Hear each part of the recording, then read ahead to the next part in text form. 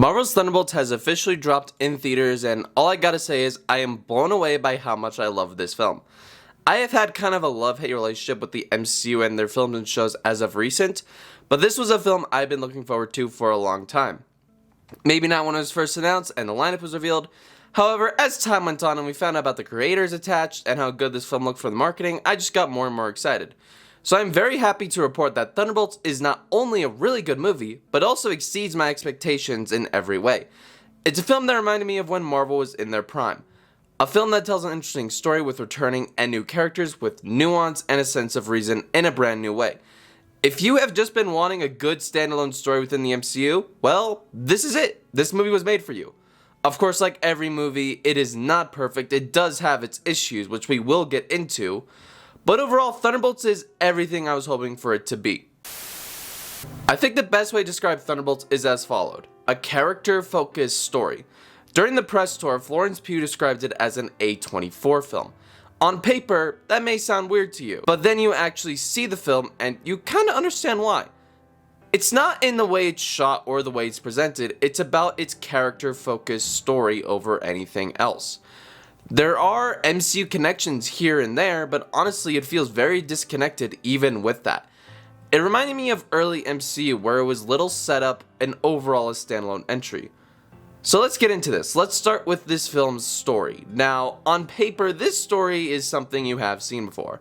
I mean, think about it. When a government official decides to form a team of anti-heroes on Black Ops missions, like, in its story concept, it's basically just Marvel's versions of the Suicide Squad. What makes it stand out, though, is its execution of that storyline. Before it came out, I honestly thought that's exactly what it would be in its story structure, but it feels much different.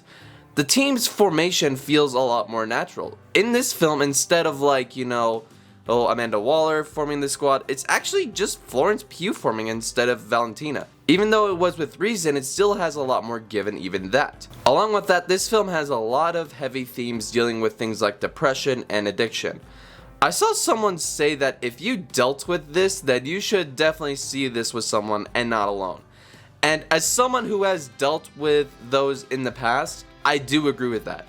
This doesn't just touch on the depression, it tackles it full on, and it does it expertly. This project had a lot of people who did the show The Bear, so it makes a lot of sense why it works so well.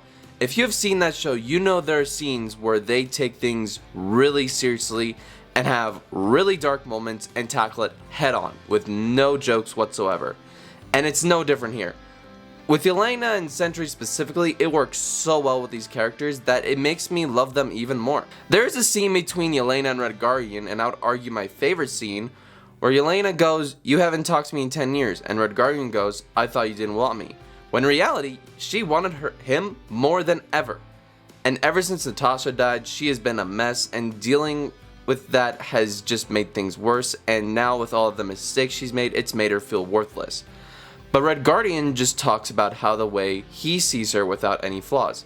It's a really great moment, and it had me in tears. Towards the end, there is a CGI final battle, but it isn't too surprising. It's Marvel, what should we expect? But it wasn't done in a way where it's like good guy versus bad guy. Instead, it was a lot more personal and dealing with real life trauma about these characters. That, I gotta say, was really refreshing and worked really well and was something I didn't expect. But enough of the story, let's talk about the characters of the film. Florence Pugh returns as Yelena Belova. She has become just one of my favorite actresses today, even outside of the MCU. I loved her in Midsommar and Dune Part 2, just to name a few. I gotta say, as time has gone on, Yelena has become one of my favorite characters in the MCU. There is a certain likability to this character. She is a messy, complex character that has made many mistakes. Easily the best character in this film and the one that's given the center focus, as she should. You see the trauma she has been through and grow along with her teammates. It really becomes a great journey for her. Honestly, I was kind of surprised that Bucky wasn't in it as much as I thought he would be. I was expecting him to have a bigger role, and not to say that it was like a detraction or anything, but I was just kind of surprised. But even then, I wouldn't say that was like a bad thing. He didn't really feel like underused or anything, and let's be real, we have seen so much of Bucky in the MCU. You literally just saw him in Brave New World. Yes, cameo, I know, but still. So honestly, I'm not as mad about it, and he got a great arc in Falcon and Winter Soldier, so I'm fine with this, honestly. And it was great to see other characters get the center stage, like John Walker. I still remember when Falcon Winter Soldier came out, and the amount of hate Wyatt Russell was getting was just insane.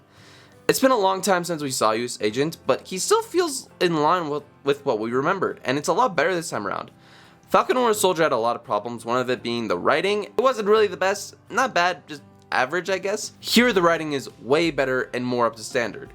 We see that what he's been dealing with the loss of his son and his wife, well not lost but divorced basically. They should have worded that better, sorry. And in this thing, you really see that he acts more like a jerk, but you kind of see why, because he's a very damaged character. We also get the return of Red Guardian, another character I never really cared about. I love David Harbour, but this was just a character I didn't really have much interest in. But I gotta say, he was done so much better here. It was really his relationship with Yelena that really just sent it home for me. It was a really great story element about how both were just hurting like crazy. But even though he may be a miserable person, he is one of the most heartwarming people of the team, and one that really just gets a lot of the most funny lines in the movie. Like the one scene when Yelena, US Agent, and Ghost are just like stranded, and he just comes out and just yells, "Yelena!" It was so funny. But the final big character in the film is the Sentry. He is basically the main villain, played by Bob from Top Gun Maverick, which is honestly kind of funny since both are named Bob. This character's had a lot of weird developments. Originally, Steven Yeun was supposed to play the character, but because of the actor strikes, he had to drop out. Something similar happened to Ayo Edebiri, who was supposed to play the assistant in the film. If I'm being honest, I'm really glad this happened. I was never a big fan of Steven as Sentry. Don't get me wrong, he is a terrific actor, I'm not saying he isn't, but just never gave me the vibe or look of Sentry. Luis Pullman, in my opinion, is a 10 times better casting, and he should have been it from the start, and I'm glad the stars aligned because he did a really great job here. Honestly, even though he's like the villain of the film, he isn't really the villain, if that makes sense. He's more of like a victim of abuse and trauma and depression and addiction. It's a really tragic character in a way, and a lot of these characters are like that. When Steve Rogers took the serum, it really worked because he was a weak man with a heart of gold. But when you give that power to someone else, they can become a monster. That's why Steven never turned bad compared to others. While Bob wasn't super weak, he very much isn't someone with a heart of gold. He's a very flawed individual, and his relationship with Yelena is what carries his arc, so when he has his redemption, it's so much more satisfying. Now, I know I've given this film a lot of praise, and for good reason. It's a really good movie, but it isn't a perfect movie, and it does have its issues among all the good.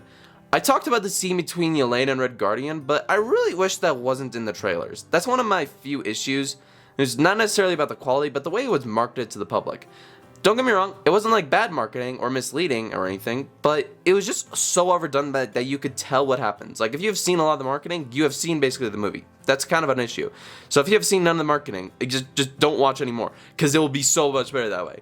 Another issue I can see some people having is the pacing. Not that it goes too quick, but it goes too slow. It's a pretty slow burn film with not a lot of heavy action, and like a lot of MCU films, so for that it may turn some people off. Personally, it didn't bug me because I'm used to this kind of pacing, and I have no issue with taking things slow and letting the characters be the main focus of the story. There also wasn't the best direction here. Not saying Jake Schreier did a bad job or anything, but it was just like nothing really that groundbreaking. I did really love the dark aesthetic he brought here. It was a nice change of pace for the MCU. And actually, while I was in the middle of making this video, he was announced to be in talks for the MCU's X-Men. And given this film's themes and how he tackled that, you can definitely see how he would handle that. My final criticism would probably be some of the characters and how some of them did feel a little bit underdeveloped or just forgettable. Specifically Bucky, Ghost, and Valentina. For Bucky, well, I already gave my thoughts on that, so let's just move on to Ghost. I think Ghost, when Ant-Man and the Wasp came out, she was just kind of had a similar issue. I never really cared for this character. This character just felt like a meh kind of villain. And this film, it honestly didn't really change as much. I'd seen some people say otherwise, but for me, this character just felt kind of average at best. She felt like she was just there for the action scenes, but not really any real character growth. And then you have Valentina. This character is just one of those characters you love to hate. But my problem is, she just kind of feels like a knockoff Amanda Waller. I think Julia Louis-Dreyfus did a great job, but I would be lying if I said that this character wasn't a little bit underwhelming. It's not a bad thing to be like Waller, but when you're exactly like that, it's kind of hard to make it feel special and not draw comparisons. This wouldn't really be an issue if it was done a little bit differently, like if it was kind of like Waller, but done in a different way. That would have been fine, but it really wasn't. Overall, this film is still a really good movie, though Well, it isn't a perfect one, but still feels like an MCU classic. Now, with all the good I loved in this film, let's get the obvious out of the way. Hey, what does that asterisk mean? Well, it's for the new Avengers, obviously. Honestly, I was kind of surprised by this. I was really thinking it was going to be the Dark Avengers, like a lot of people. Originally, when I heard this, yes, I got spoiled, I know. I didn't really like this, but after seeing this film, I am completely okay with these characters being the new Avengers. I saw a post, I don't remember where, but it showed how the Avengers were co-workers and how the new Avengers were an actual family. And you know, that is so true. Yes, the OG Avengers were great, but the problem is that they were never a family. They were always just co-workers. They weren't a family like the Guardians of the Galaxy.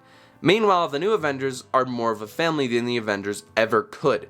When we get to the post-credit scene, it literally reminded me of the Thor Ragnarok post-credit scene. It sets the seeds for the future in a big way. That's the thing this film does very well. It feels standalone, but it still has like small Easter eggs and setup for the fans. But all of it feels natural, and given the time needed to flesh the story out to make it all work. And even as someone who's been skeptical towards the Avengers films, I'll be lying if I said this film didn't get me excited in some way. But what would this mean for the future of Marvel specifically? Well, the post-credit scene towards the end shows the new Avengers a year later as Sam is forming a new team off screen, by the way. Yeah, that's a choice. As they just are having a conversation, they see a ship come down from the atmosphere from another dimension, and it is none other than the Fantastic Four ships. I don't really see this as a spoiler towards the Fantastic Four movie, more of an indication that one way or another Marvel's family is going to come into the main MCU timeline. Whether that means their universe is eaten or whatever, or they are coming into the mainline universe as the time has come for Doctor Doom to come down. I have made videos in the past talking about my worries for the upcoming Avengers movies, and I think I've made my opinions very clear about those. But I am at a point where I'm just accepting what is happening. I'm just like, kind of like, whatever, man. Just show me what you got and let me leave, you know? That kind of mentality. I am hoping for the best because I am a Marvel fan. I want to be excited for these movies. I may talk crap about them sometimes, but that comes from like a love of the MCU. And you know, I haven't really been this excited about the MCU in a long time. Thunderbolts has really just reignited that excitement for me. Yes, the RDJ as Doom casting is weird, and bringing back the old X-Men you could argue is desperate, especially after how Deadpool and Wolverine ended. But honestly, I never thought that would be the last time we see those characters. There's one way or another they were gonna come back. And honestly, RDJ as Doom, all I'm hoping for is he gives me a great performance. I've even seen people who are against this casting, like me, even say that they think that will happen, which really says a lot. We already know the new Avengers are going to be part of this film, most likely both Avengers films. My guess is that they are a separate team and Sam leads the main one and fights Doom alongside the OG X-Men and the Fantastic Four. Although I do still think some sneakers are going to come, like Marvel hasn't even promoted Ironheart, which is really weird. But we have Fantastic Four, Spider-Man Brand New Day, X-Men 97 Season 2, Wonder Man, and hopefully the Avengers films to all look forward to. It's just a great time to be a movie fan in general. We got so much to look forward to even outside of Marvel. But for once, I'm actually quite excited for the future of the MCU. So guys, Thunderbolts, or New Avengers, that's going to take some time to get used to, is easily one of my favorite MCU movies in a long time. A great standalone film that prioritizes its characters more than anything else and deals with themes that I really connected to. This is a film that is probably going to be looked back on as one of the MCU's best and return to the form for the MCU that we have needed for a long time now. With all that out of the way, I want to know, what did you guys think of the new Avengers? Let me know in those comments down below. Subscribe to the channel for more videos as we enter the summer season and more movies come along. But I'm going to go see Thunderbolts again, so until next time, take care.